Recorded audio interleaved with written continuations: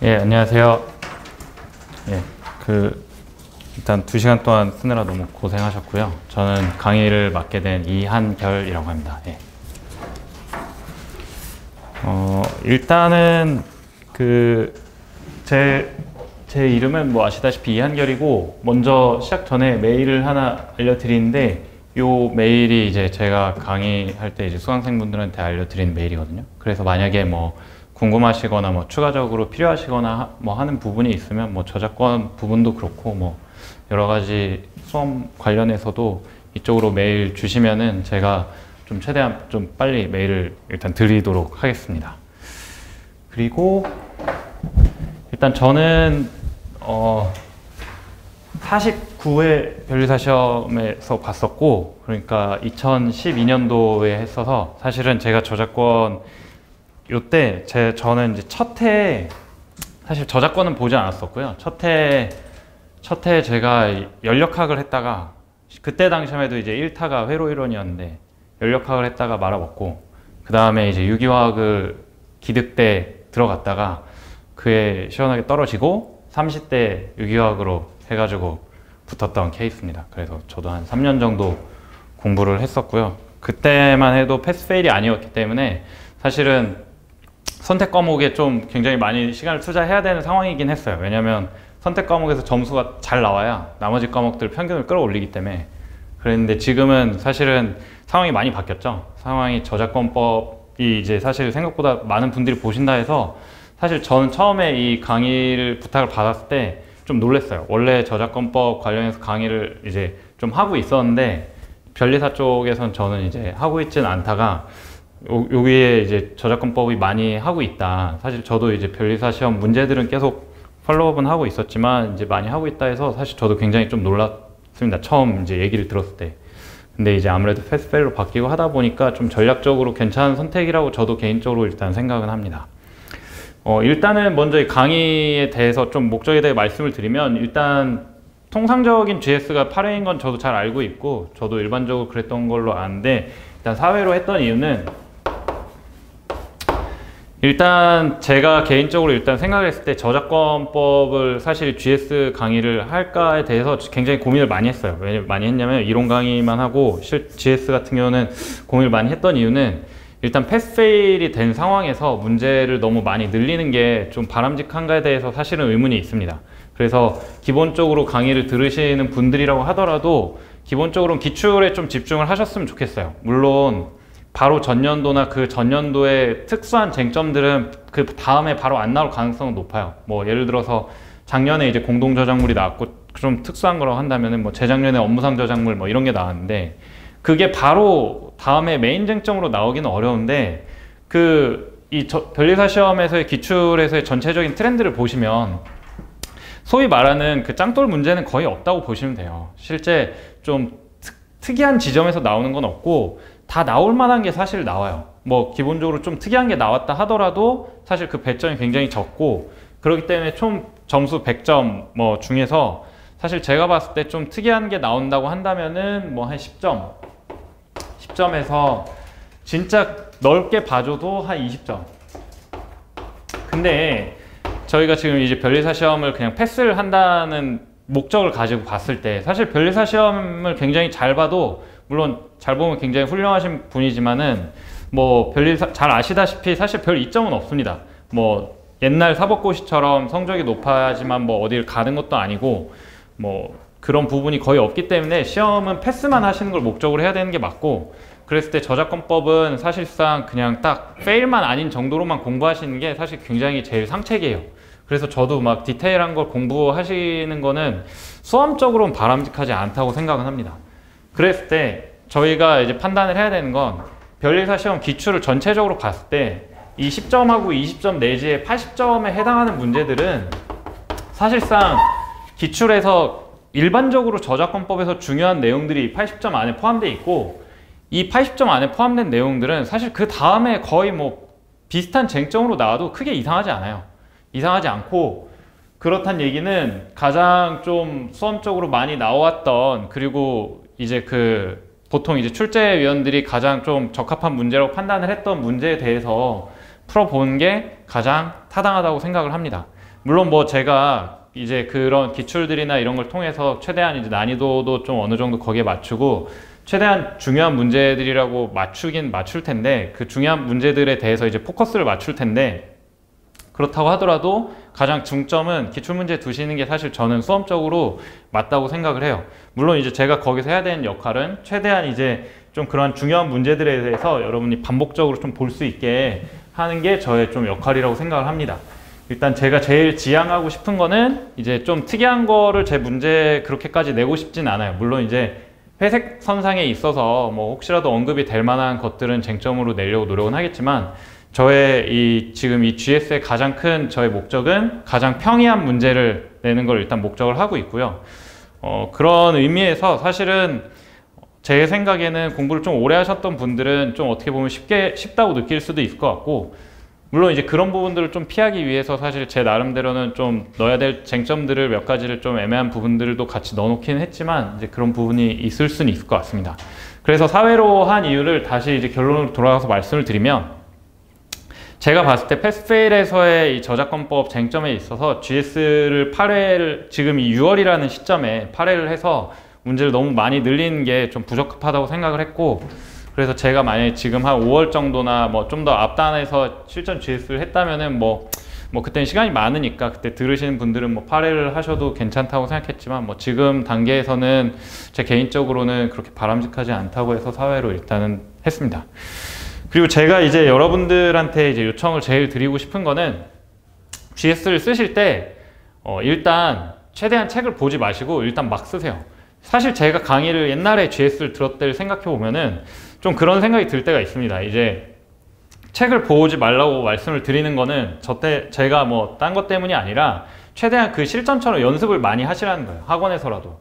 근데 제가 옛날에 기억을 더듬어 보면은 이게 그래도 채점도 받고 하는 이 타이밍에 좀 더 좀 잘 써서 이런 식으로 쓰는 게 맞는지 한번 확인해 보는 게 낫지 않나라는 생각이 사실 드실 수 있는데 그래서 제가 아까 이메일을 말씀드린 게 만약에 여기서 이제 실전으로 연습하고서 만약에 이제 제가 뭔가 피드백을 드렸을 때 뭔가 그런 게 좀 아쉬울 수 있잖아요. 그래서 이제 좀 더 내가 좀 따로 공부를 해보고 뭐 특히나 이제 지금 아마 뭐 기득이나 그 이상인 분들은 그런 과정들이 많이 필요하지 않을 거라고 생각은 하는데 뭐 정말 처음 이제 쓰기 시작하시거나 아니면은 이제 좀 아직 생소하신 분들 같은 경우에는 만약에 이제 좀 같은 문제를 다시 한번 풀어보고 싶다라는 생각으로 다시 푸시고 나서 그걸 그냥 스캔, 뭐 요새는 핸드폰으로 스캔이 다 되잖아요. 그래서 스캔 떠서 저한테 이메일로 보내주시면 제가 거기에 대해서 코멘트를 드리도록 할게요. 만약에 그런 게 필요하신 것 때문에 지금 책을 보셔야 된다면.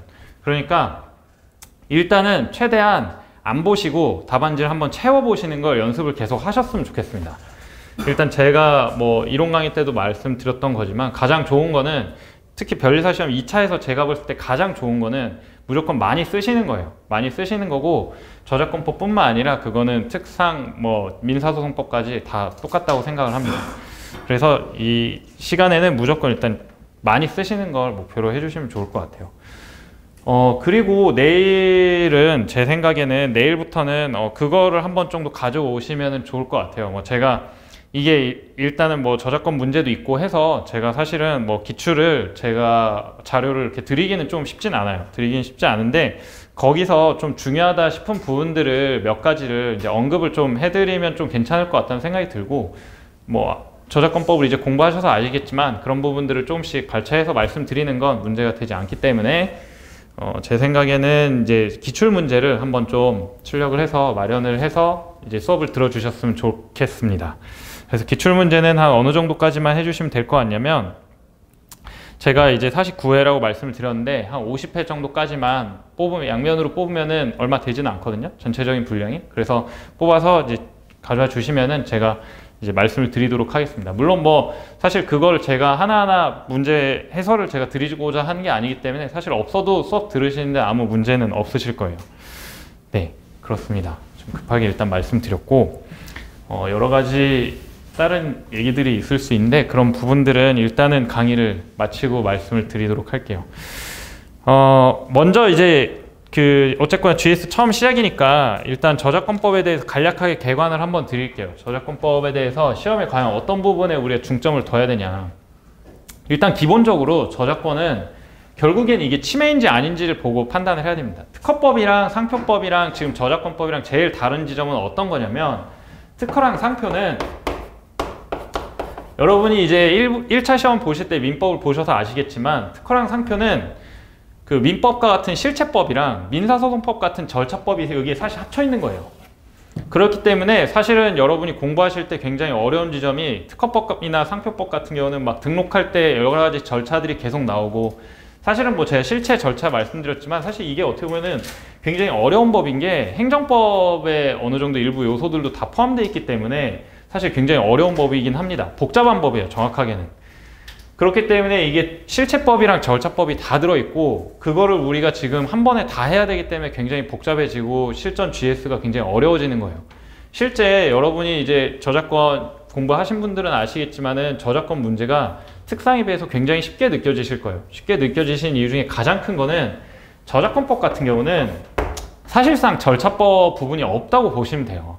물론 여기에는 이제 뭐 등록이나 뭐 여러 가지 뭐 위원회나 뭐 이런저런 절차와 관련된 부분이 아예 없는 건 아니에요. 아예 없는 건 아닌데, 사실 그런 부분들이 이 저작권이라는 실체적인 거에 대해서 영향을 구체적으로 미치는 것이 아니기 때문에 이 특상에 비해서 사실 애초에 공부해야 될 게 양이 적을 수밖에 없습니다. 왜냐면 여기엔 절차가 거의 없으니까요.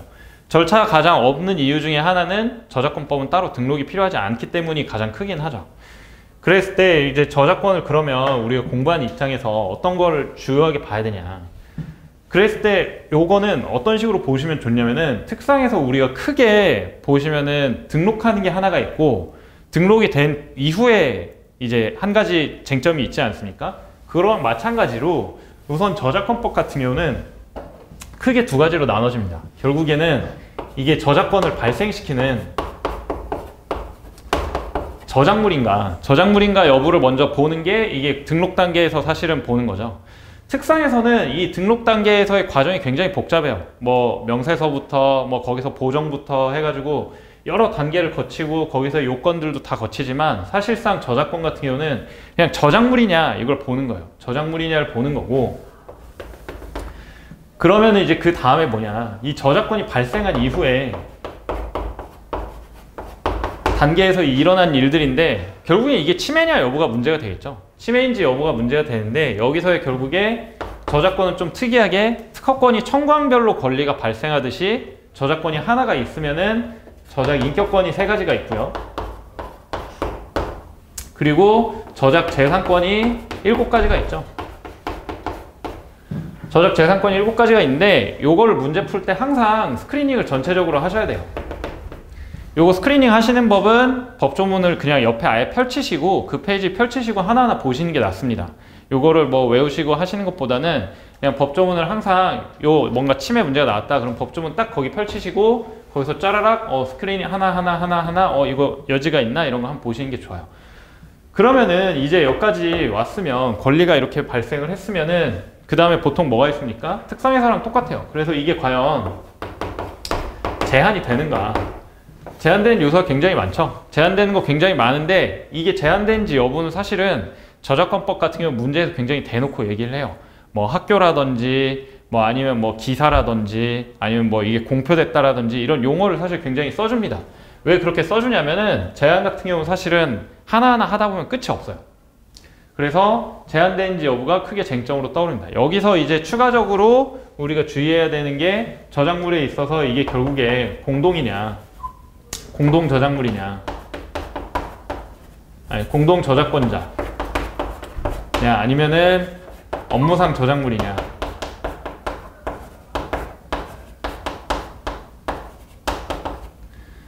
요게 이제 저작권자인지 여부에 따라서 좀 특수한 쟁점이 나올 수 있고요. 그럼 전체적으로 봤을 때 딱 제가 몇 개 지금 안 적었어요. 일부러 몇 개 안 적었는데, 변호사 시험, 아니 변리사 시험을 딱 문제를 펴봤을 때 여기를 벗어나는 게 과연 몇 개인지 한번 세보셨으면 좋겠어요. 여기를 몇 개를 벗어났는가. 여기에서 사실 대부분 벗어나질 않습니다. 여기에서 벗어날 게 거의 없어요. 물론 여기에 뭐 예를 들어서 저작권 같은 경우는 뭐 70년의 기간도 있고 뭐 여기에 왔을 때 과연 이게 저작권 말고 이제 저작 인접권이나, 저도 오늘 문제 냈죠. 영상 저작물에 대한 특례 부분도 냈죠. 뭐 인접권이나 이런 게 있을 수 있고, 저작물에 대해서는 디테일하게는 사실은 뭐 중요한 거는 어문, 그림, 음악, 건축, 뭐 그림에는 응용미술이 있을 수 있고요. 여기에 뭐 이런 것들이 있을 수 있고, 여기서 물론 가장 중요한 거는 2차적 저작물 작성권이 가장 문제가 되겠죠. 요런 쟁점들에서 사실 전체적으로 벗어나지 않을 거고, 저작 인접권도 사실 제가 써놨지만 사실 이게 나오면 좀 굉장히 어려워지는 부분이 있어요. 근데 어려워지더라도 사실 법조문에 저작권 같은 경우 굉장히 많은 게 나와 있기 때문에 판례를 암기하시거나 판례의 결론을 뭔가를 많이 봐두셔야 되거나 이럴 게 별로 없습니다. 그래서 저작권이 사실은 조금 주요한 부분만 보면은 굉장히 쓰기 쉬운 과목이라고 보시면 돼요. 그래서 이거를 좀 염두에 두시고서 이제 좀 보시면 좋겠습니다. 그래서 제가 오늘 이 답안지를 일단은 드렸는데, 문제를 보기 전에 사실 제가 이 답안지를 답안지 형태로 드리지 않고 그냥 줄글 형태로 드리려고 했어요. 저는 사실 옛날에 공부할 때 이런 형태로 주면은 좀 보기가 불편하더라고요. 근데 제가 이제 사실은 좀 늦게 이 강의 하시는 분들이 요런 파일 형태로 보통 하시냐 했더니 그렇다 하더라고요. 그래서 사실 제가 좀 급하게 요 형식으로 맞추느라 분량이 있어서 약간의 지금 아직 그 조율이 못된 부분이 있는데, 그런 부분은 오늘 딱 1회에서만 좀 양해를 부탁드리겠습니다.